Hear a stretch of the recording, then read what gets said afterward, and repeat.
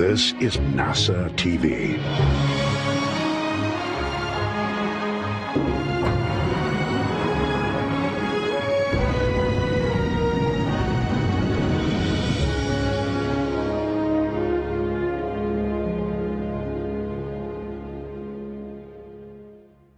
Hello, everyone, and apologies for the delayed start. Welcome to today's briefing, the crew of the NASA SpaceX Crew 2 mission to the International Space Station. This will be the second crew rotation flight of a U.S. commercial spacecraft with astronauts to the International Space Station. The astronauts on that mission and with us today are NASA astronauts Shane Kimbrough and Megan McArthur, Japan Aerospace Exploration Agency astronaut Aki Hoshide, and European Space Agency astronaut Thomas Pesquet. They will launch aboard a Crew Dragon spacecraft atop a Falcon 9 rocket to the space station no earlier than April 20th from NASA's Kennedy Space Center in Florida. Shane Kimbrough is the commander of the Crew Dragon spacecraft and the Crew 2 mission.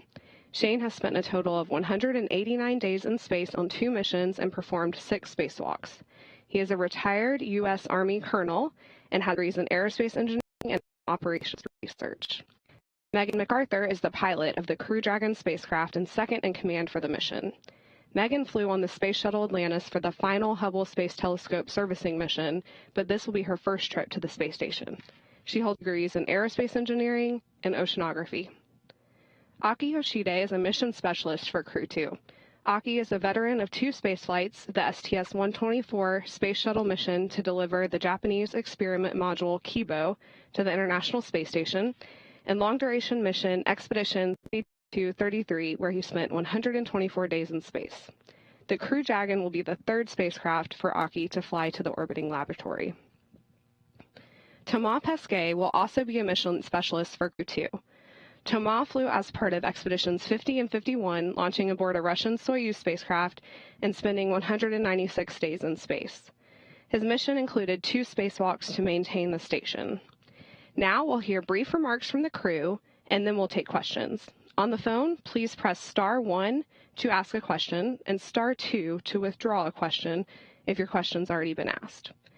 You can ask questions on social media using the hashtag AskNASA. Shane, let's start with you. If you will each just tell us a little bit about how you're feeling and what this mission means to you. Shane? We're ready. It's on the screen. Calling be live. I hope not. You never know.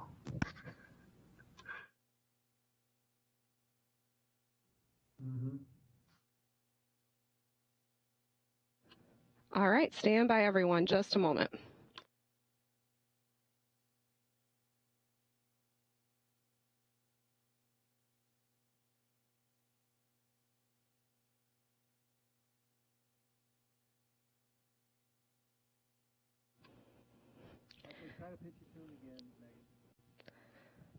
Okay, everyone, crew, can you give me a nod if you can hear me? Awesome. All right, I have gone through intros, and I'm sorry we didn't have your audio there where you can hear, but we are ready to hear from you. So Shane, let's start with you. If you will just tell us a little bit about how you're feeling and what this mission means to you. Thanks, Megan. Looking forward to flying with this great crew that you see on the screen. It's been the first time in over 20 years that a crew from NASA, ESA, and JAXA have flown together, so that's pretty cool too. We're looking forward to spending several months on the International Space Station.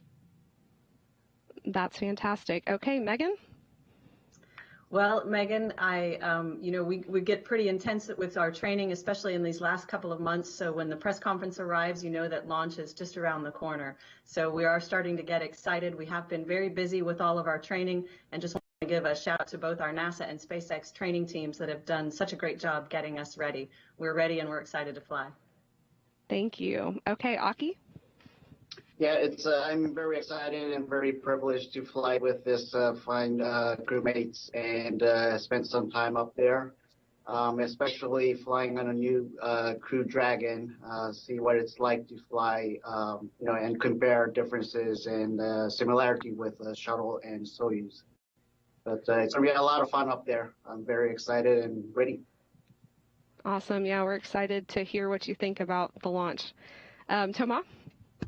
Yeah, and it's starting to be that time again when everything is the last EVA run in the pool, the last training of this, the last meeting with that. So it means the launch is getting closer, and it's a great feeling. It reminds me of my previous flight.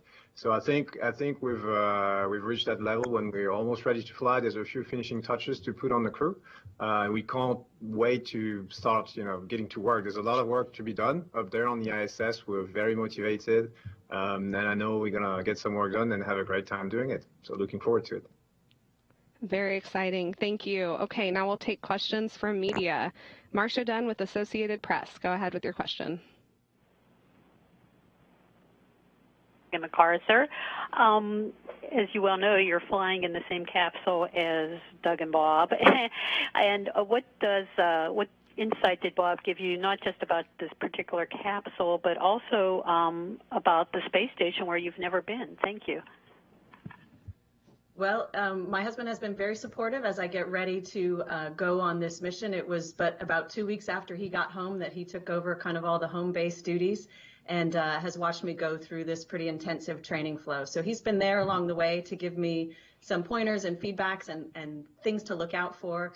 And it's been really great having his advice along the way. All right, let's go to Bill Harwood with CBS News. Hey, thanks. 3 of you have flown on Soyuz, I guess, and 2 have flown on Soyuz and shuttle.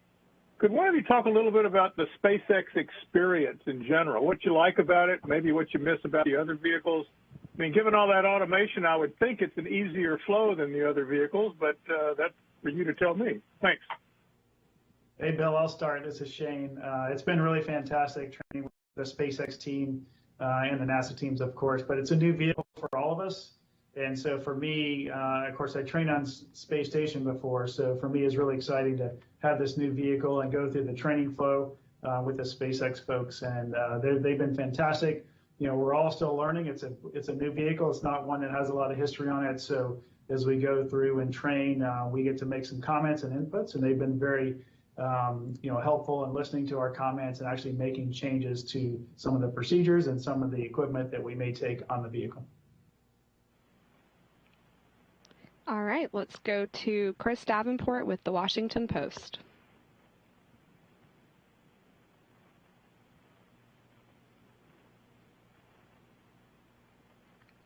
We'll come back to Chris. Let's try Joey Roulette with The Verge.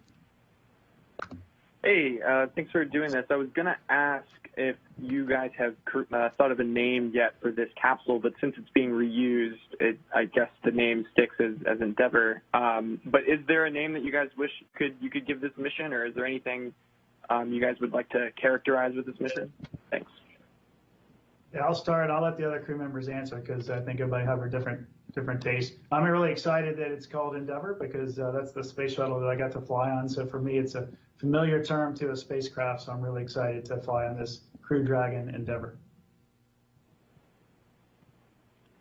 All right. How about Mary Liz Bender with Cosmic Perspective? Yeah, thank you for taking my question. Megan, you talked about the intense training that you've gone through in the last couple of months, and that's not something that we usually get to hear a lot about. And, you all just touched on the fact that this is a brand new vehicle. So can you talk a little bit about some of the most intense parts of that training and then whatever it is that you have to do prior to launch from now until then? Sure. Really the thing that makes the training intense is just the volume and variety of the things that we have to cram into our brains before we get ready to launch. So we're not only learning a brand new vehicle that we're going to launch in and how to monitor and operate in that vehicle, but we're also learning all of the things that we're going to be expected to do while living aboard the space station. And so that's not only caring for the space station, but it's also conducting a variety of different science experiments. That's really the goal of our being up there. We'll be doing hundreds of different science experiments in the 6 months that we're there. So we can't train for every specific thing that we're going to be doing. So we take a skills-based approach to our training and try to learn sort of broad-based as much as we can across all of these different areas so that we can tackle all of the different things that come our way. Okay, the next question is from Mark Carreau with Aviation Week and Space Technology. Thank you very much. Mine is for Shane and Megan. you're flying with an international crew that sort of, to me, looks a little bit out to what things might be like for Artemis, and I'm just wondering if you have any sort of sense of how that experience of flying internationally with partners that are joining NASA for Artemis, how does that sort of feed into the future? Thanks, Mark. We've been doing this flying with international partners for many decades now, which has been fantastic. It makes all of our agencies stronger. It makes our crew stronger. And we're excited to have a very diverse crew if you look at ESA and JAXA and NASA together. And of course, like you mentioned, it's going to be part of the Artemis program as well. We hope more partners will join that as we go forward. But I'm really looking forward to our crew flying together and experiencing this international crew. I think, Mark, you've said that I myself are going to fly to the moon on an Artemis flight. That's what I get from your question. So I'm happy that you're pointing that out. That's awesome. I'm sure he wishes he could make the rules. Let's go to Trevor Sesnick with Everyday Astronaut. Yes, hello. It's Trevor Sesnick from Everyday Astronaut. I was wondering if Megan or Shane could talk about the big advantages from the shuttle IVA suit to the SpaceX IVA suit, and then if there's anything that you guys are going to miss from the shuttle IVA suit. Go ahead, Megan. Sure. So I think your question is asking us to compare the suit that we wear during ascent and entry on the space shuttle to the suit that we wear for ascent and entry for the SpaceX vehicle. So I'm happy to address that question. We have spent a lot of time very recently actually working with the suit design teams at SpaceX to really customize our suits. They're very fitted in a way that our space shuttle suits were not. The space shuttle suits were designed more generically to fit a wider group of people, and so they're looser, and which makes them sort of easier to move around and easier to get on and off. The SpaceX suits are definitely more custom fit, more tailored, and so that does present some challenges when getting in and out of the suits, but the suits are highly capable. The most important thing about any spacesuit is that it keeps you safe in any emergency situation, and it doesn't impede your normal activities that you need to do to operate the spaceship. And so I would say that both of the suits, both for shuttle and for the Crew Dragon, are able to meet those goals. Okay, the next question is from NHK. Thank you for taking my question. Well, I have a question for JAXA astronaut Hoshide-san here. So this is the third flight to space, and what is the expectation for the flight? Then I have one more question. You will be the second Japanese commander to Expedition 65. So can I have your thoughts on how you're going to lead this diverse crew as a commander? Sure. I didn't get your first question. Could you repeat that? Oh, sure. So this is Hoshide-san's third flight to space, and so I'd like to hear his Hoshide-san's anticipation for the flight. Okay. Yeah, it's my third flight, so and especially third flight to station. So I know what it's like to live and work there. Of course, there's been a lot of upgrades since I've flown almost 9 years ago.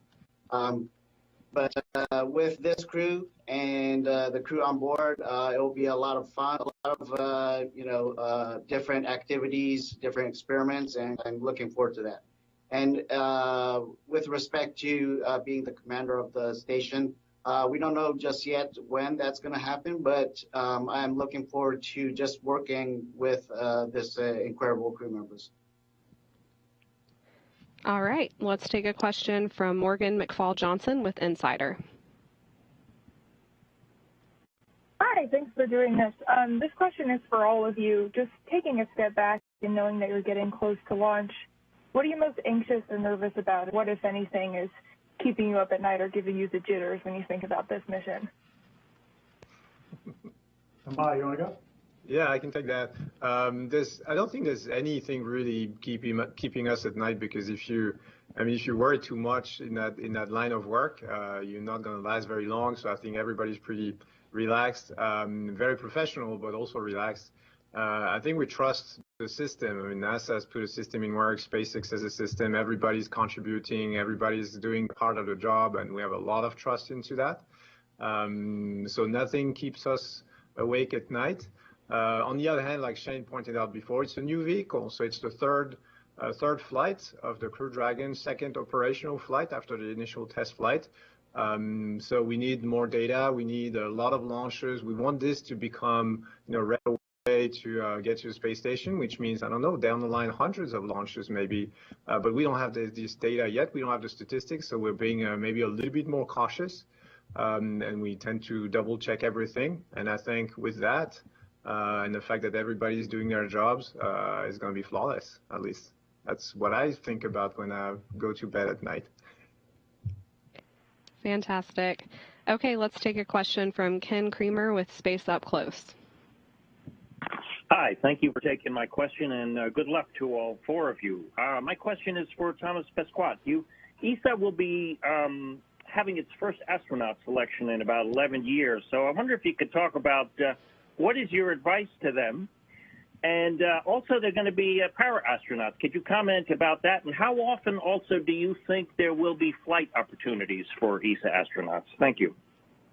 Yeah, that's a good question. Thanks. Indeed, we don't have selections as frequently as NASA does because we simply have fewer flight opportunities to the space station. But it was time, I think, to hire a new promotion, a new generation. We've been around for 12 years already. And so we're looking forward to having fresh blood and new talents. Now we're moving into a different era of human spaceflight. We're going forward to the moon, and hopefully it's going to keep my generation busy in the years to come. But we still have the ISS and all the flights that are associated with the ISS in low Earth orbit. So hopefully those guys will going to be there to start taking that part of the job. My advice to them. You need three things, I think, to be an astronaut, at least in ESA. You need to have some academic background because we're living in a technical, scientific environment. You need to have some operational experience because you're also in a dangerous environment and your decisions have consequences. And you need to be international. With the European Space Agency, we speak all languages, and look at us with Japanese, American, Russians, and tomorrow maybe other nationalities on board the space station. So those are the things that those guys should have. Last part of your question. We're looking at what it would take to send a handicapped person into space because we're talking about inclusive. We want to achieve that in every sector of society. And so we're starting that project. We don't really know how it's going to go. We're going to study it hard and want somebody hired during selection to help us. And then we'll talk to all the partners and we'll try to make it happen. And that's going to be very exciting to follow in the year to come. All right, let's take the next question from Martin Eels. Hello, my question concerns all the crew. I was wondering if you are helping the Russians with the Nauka module and later with shooting the film of Director Shipenko. Thank you. This is Shane. I'll start. Yeah, we have not been trained on that at all, and we've just heard just a few things probably through the media like you have about the potential film, but right now, currently anyway, we're not trained to help them out. All right, let's go. I can jump on a European robotic arm. There's a European arm that comes up on that module, and I might have some tasks to perform with that European robotic arm. So I've had some training, but there's still some uncertainties in the schedule. So we'll see what happens. Okay, thank you. The next question is from Manuel Mazzanti with Debate.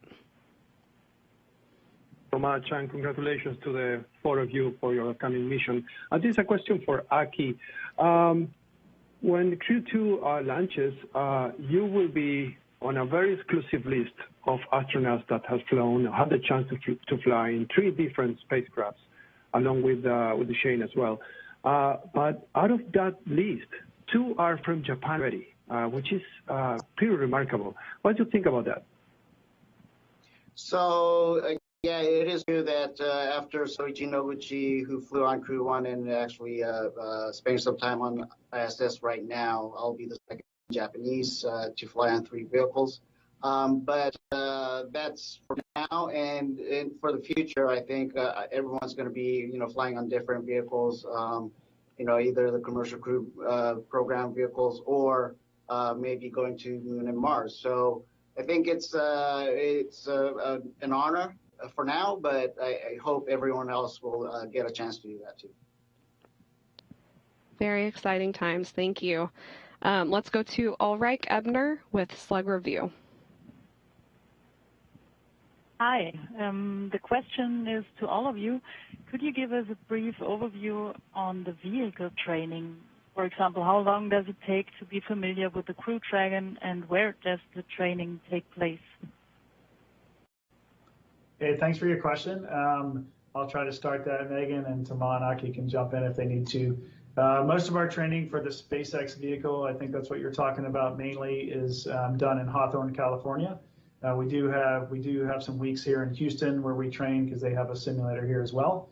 And the way the training kind of lines out, the first maybe month or two that you're in the training flow, you're doing a lot of academic classes, learning all their systems, and then you progress into the simulator where you're just doing kind of standalone simulations with just you and your crewmates, or maybe just in our case, Megan and I as pilot and commander. And then eventually you'll get into the simulation campaign with the mission control teams from SpaceX and NASA, and that's where we're kind of in that phase right now, and kind of ramping that up with only a couple more weeks of that to go before we're ready to fly in space. Okay, let's take a question from Marcia Smith with acepolicyonline.com. Thanks so much. I'm not quite sure who can best address this, but my question basically has to do with how busy the space station has gotten. There are so many vehicles coming and going and spacewalks and all of this. And the advantage that you hear about by having so many of you crew aboard is that now you can do more science. But I'm wondering how disruptive it is to have all of this activity going on, because certainly when you're having dockings and departures and the things that must interfere with the scientific experiment. So could one of you who's spent a lot of time on Space Station already sort of talk about how you weave in the scientific experiments amongst all this other activity that goes on Space Station? I can try that if you guys want. I think there's a part that is incompressible of the work we do on Space Station is just to be able to live and work on the Space Station, which is, you know, sleep, eat, exercise, take care of your health, and also manage the logistics. So this you'll always have to do, and you have to do it on the ground as well, except you don't really notice it. But so that part takes, I would say, it's just my guess, it's not official numbers, but I would say take 3 people full-time. So when you're a crew of 6, you're pretty much doing 50% of your time, which is like really hard science, which doesn't sound much, but it's actually huge. And if you're going to a base in Antarctica, it's less. But so we're in that sweet spot. So if you start adding crew members, then initially you get more return, and then there must be a sweet spot somewhere where the curves intersect, right? We don't know where it is right now because we've never been more than 3 or 4 on the USOS side, but we're looking forward to figuring that out, and we'll see. Do we need 7, 8? Do we need just 6? Is it 5? I don't know, but what I know is that people are looking at it very closely, and there's very competent people on the ground that track every minute of our work on Space Station. That track everything we do, the output, the work, and in the different categories. Was it logistics? Was it science? Was it etc.? And they put together the statistics, and then they make the decision because it's fed back into the system. So there's a sweet spot somewhere. I don't know where it is, but I know that we'll find it. All right, great. Next question is from Mary Liz Bender with Cosmic Perspective. Yeah, thanks for taking my question again. I'm always intrigued by the ways that you might spend any free time that you actually get. Given the last question, I know it's a super busy schedule, but for anybody who wants to answer, are there any personal items that you're bringing with you that are special, or any particular ways you've thought about spending your free time?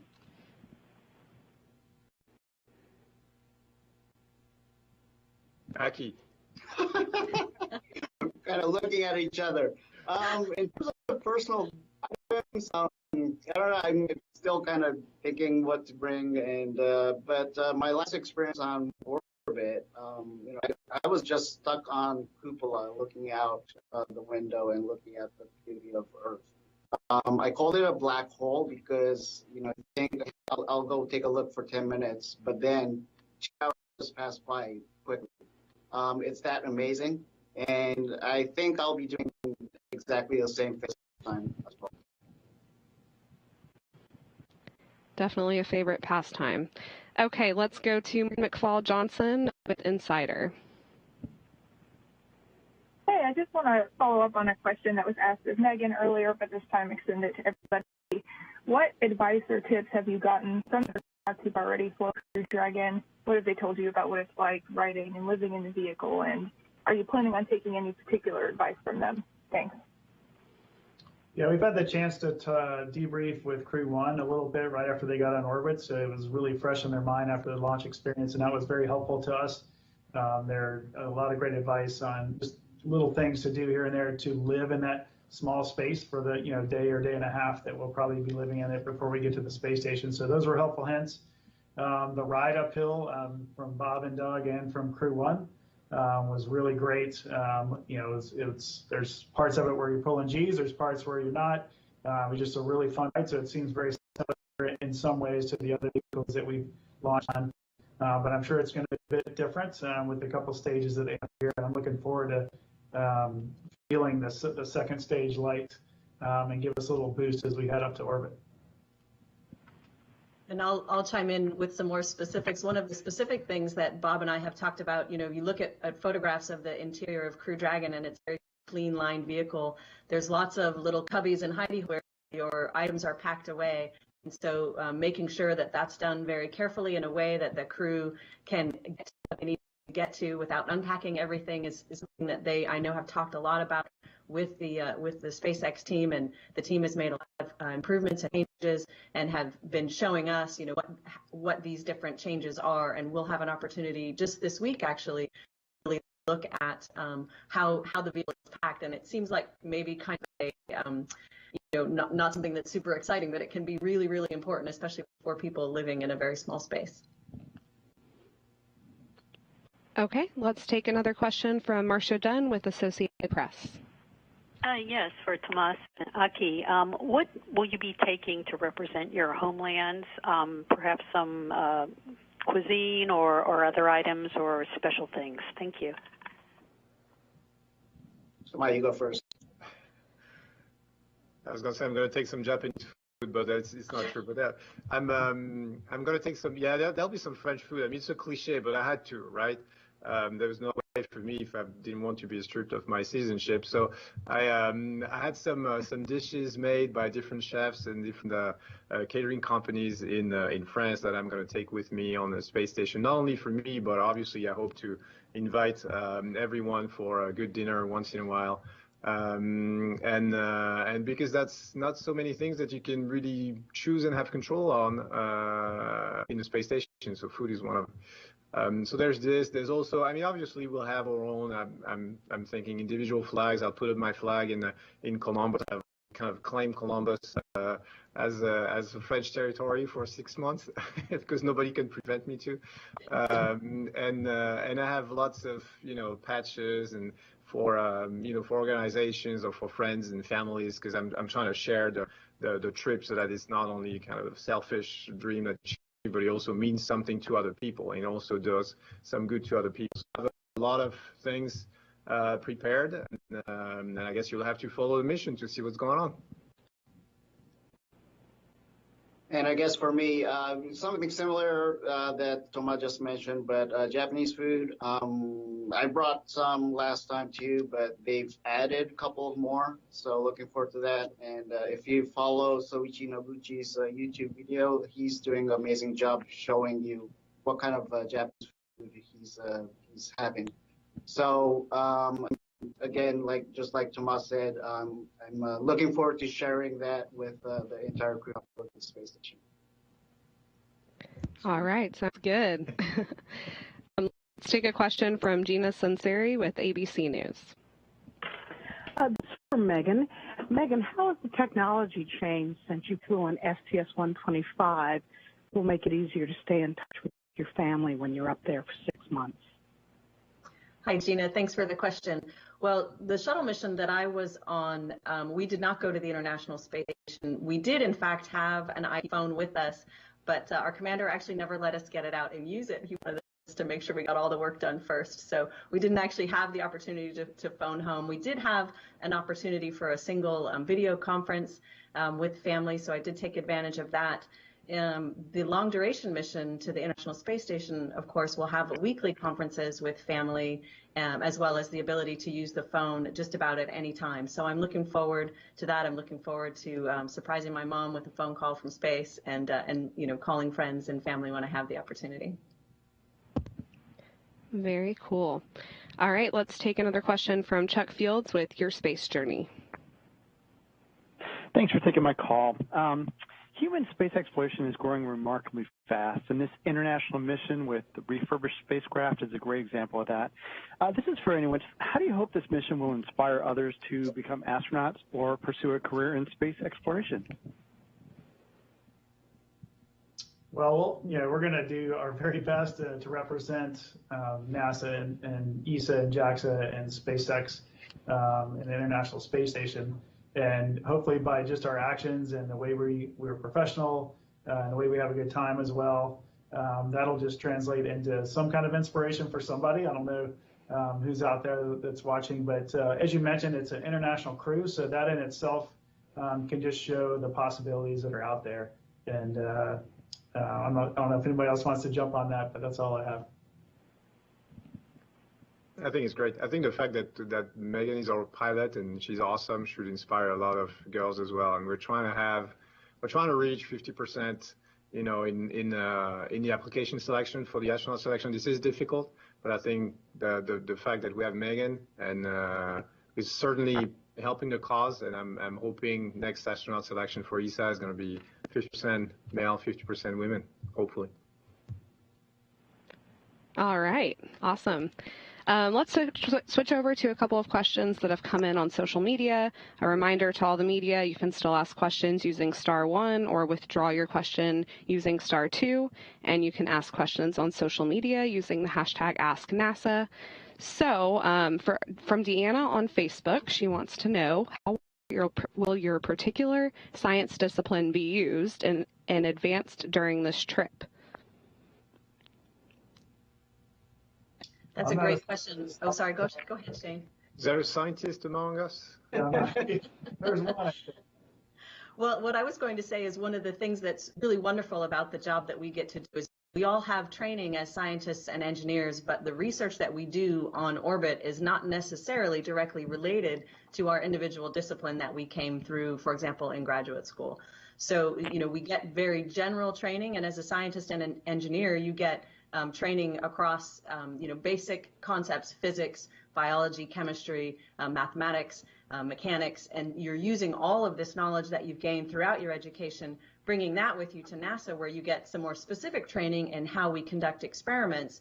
But really, you're relying on this generalized training that you've gotten, and then the expert procedures that have been developed and the well-designed experiments, basically, to enable success for the research that we're doing on Space Station. Of course, I haven't been to Space Station yet. This will be my first long duration mission. I'm super excited about it, and so probably one of these guys can tell you a little bit more about how their own background translates into the research that we do.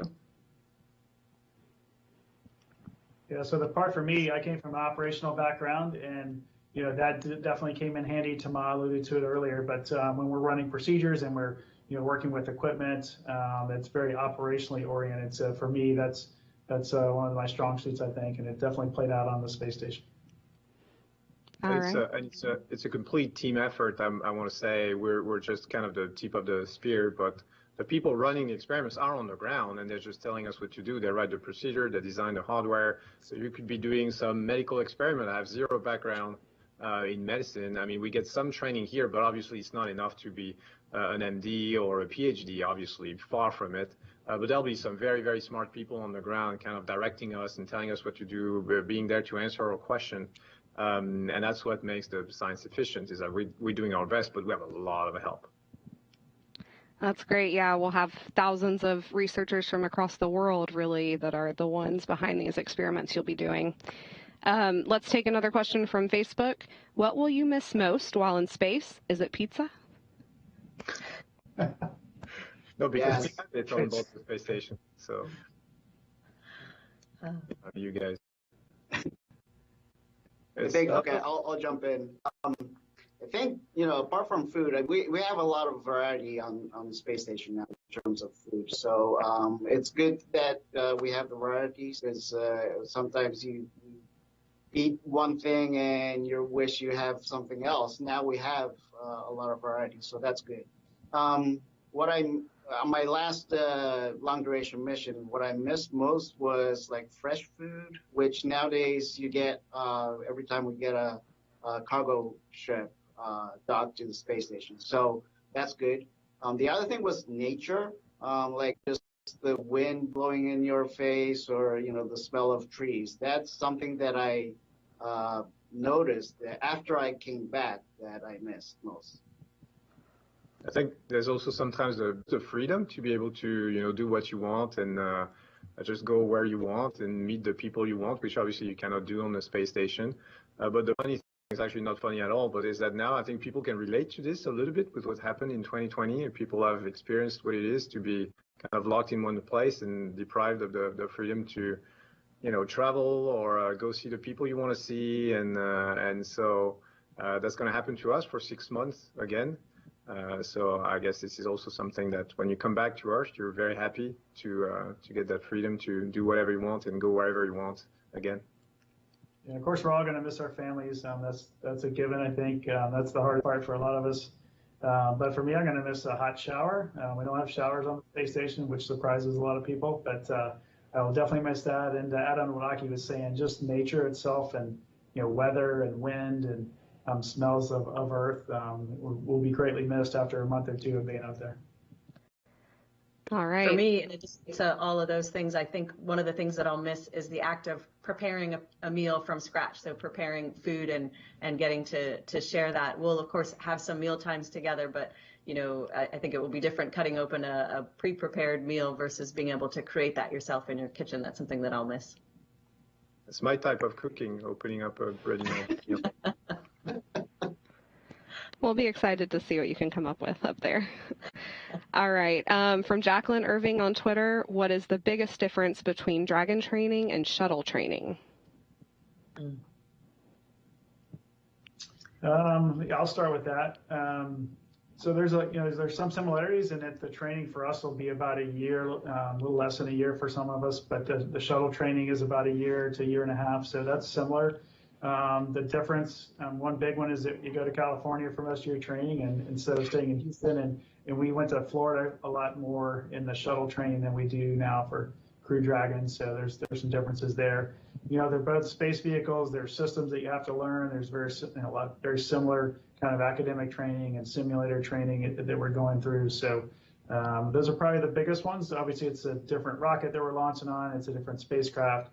But the flow in general, about a year long, and a lot of the same kind of, I guess the template is pretty similar, where you're going to be academics and then simulators and then kind of go to the launch pad. So looking forward to hopefully it being somewhat similar. I know the ride will be a little bit different, but hope that helps answer your question. Yep, thanks. Let's take a question from Rebecca on Facebook. What are you most looking forward to?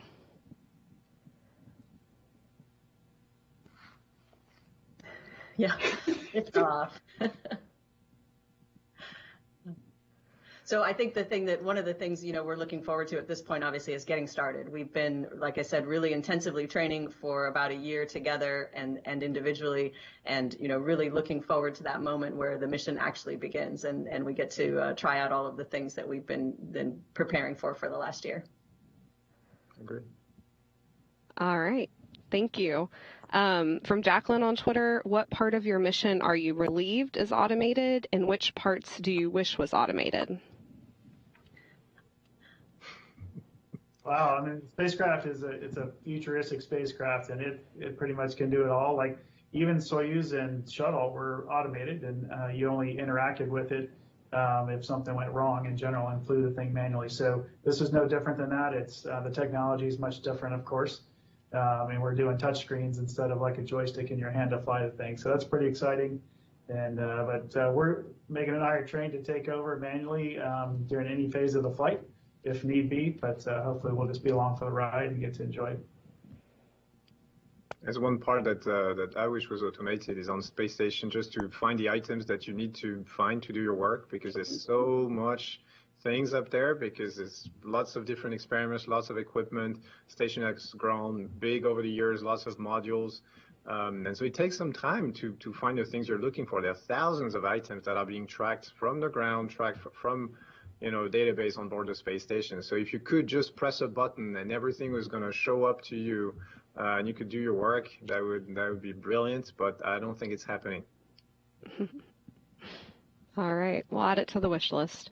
We'll take another question from Ulrike Ebner with Slug Review.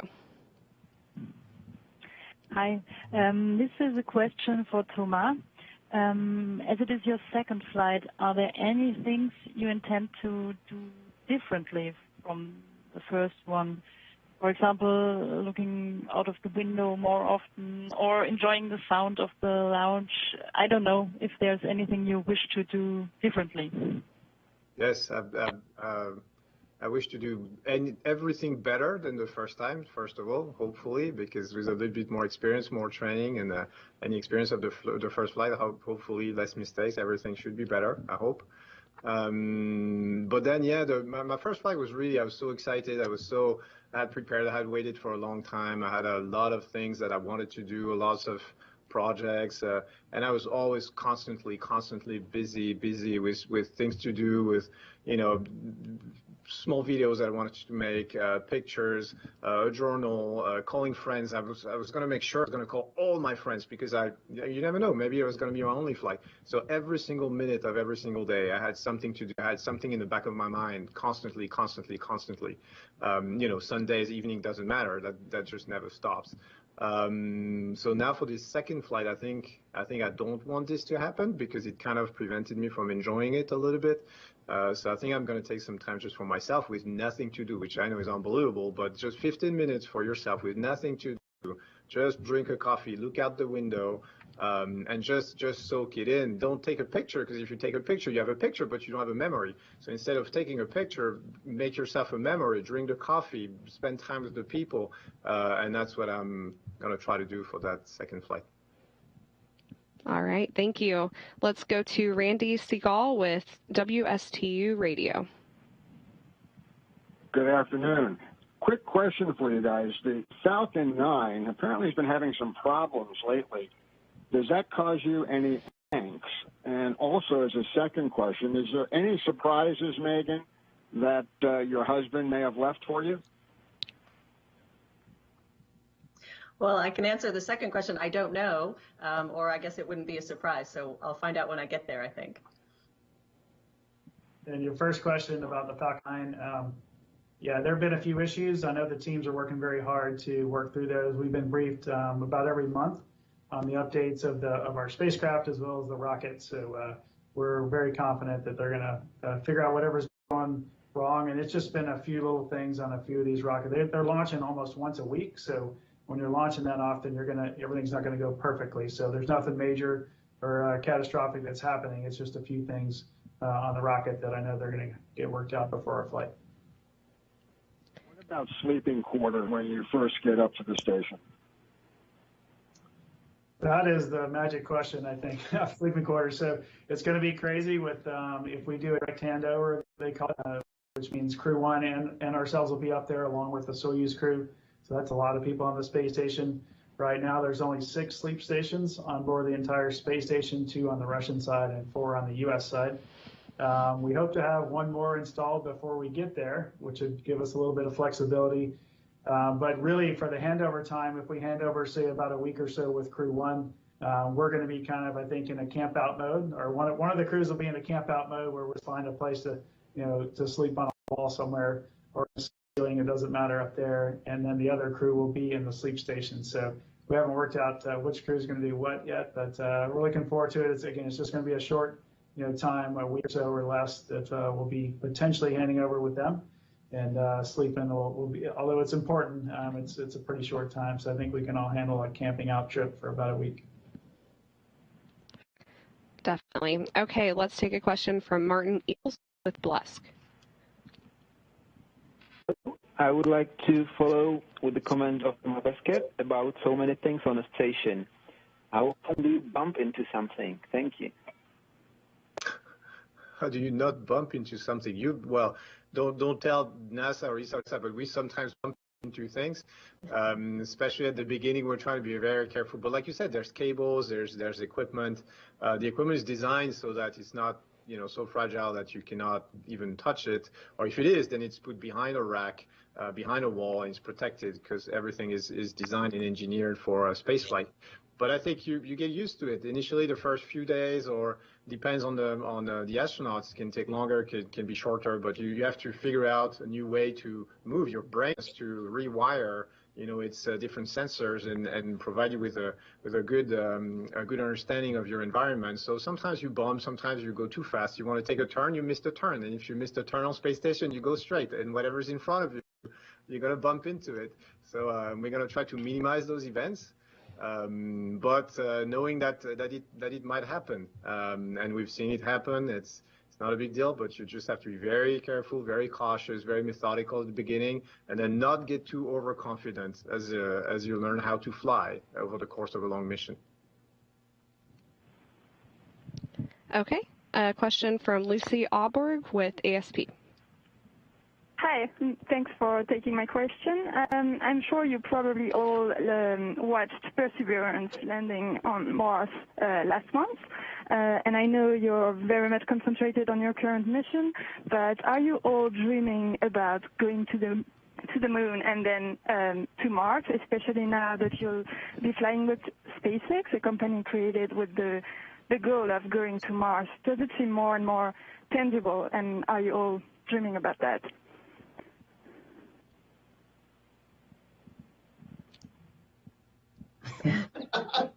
Oh no, I just pointed at myself. No. It doesn't work. Shane, you want to start with that? We all had the chance to watch the landing together, actually out at SpaceX. So that was pretty neat. Obviously a historic moment, and we were very excited for all the teams involved, especially the folks at JPL that worked so hard on landing Perseverance on Mars. That was really special. I know I'm not going to be going to the moon and Mars, but my colleagues who are much younger than me might have that opportunity. So even though I would love to do that, I think my flying days will be over after this one. For Aki and myself, who've just been assigned to, no, I'm going to stop saying this because I'm going to get in trouble with ESA. But I think what's important is, if you're watching robotic exploration, is to understand that those are just two branches of the exact same thing. We're trying to explore, we're trying to get further into the cosmos. Those are not two competing activities, and people like to see it that way sometimes, which bothers me, because when you talk to the scientists, being behind the rovers and all the interplanetary missions, they say we can't wait for humans to be on the surface, because the scientific return is going to be so much. It's going to be 100-folds or maybe 1,000-folds. But obviously it's more complicated. Obviously it's more dangerous, and that's why we need those precursor missions. That's what we need. All the tasks that can be carried out by robots and rovers, for sure, please, absolutely. They have to do it. They need to have budget as well. And those are not two competing activities. Those are two branches of the same activity. And I think we work as a team, and there'll be scenarios in the future when we work even more closer together. Thank you. Well, we're so excited to see you up on the International Space Station doing research that will help us get people to the moon and Mars, and then to see you or maybe your colleagues on the moon and then eventually on Mars.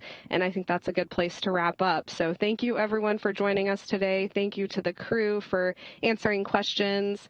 And be sure to watch this crew launch live online at nasa.gov, on NASA TV, or by following NASA on social media. You can also follow all four of these people on Twitter and keep up with them throughout the mission. And be sure to check those sites for updates and follow along on their whole mission. Thank you, everyone, and go Crew 2. Go Crew 2. Go Crew 2.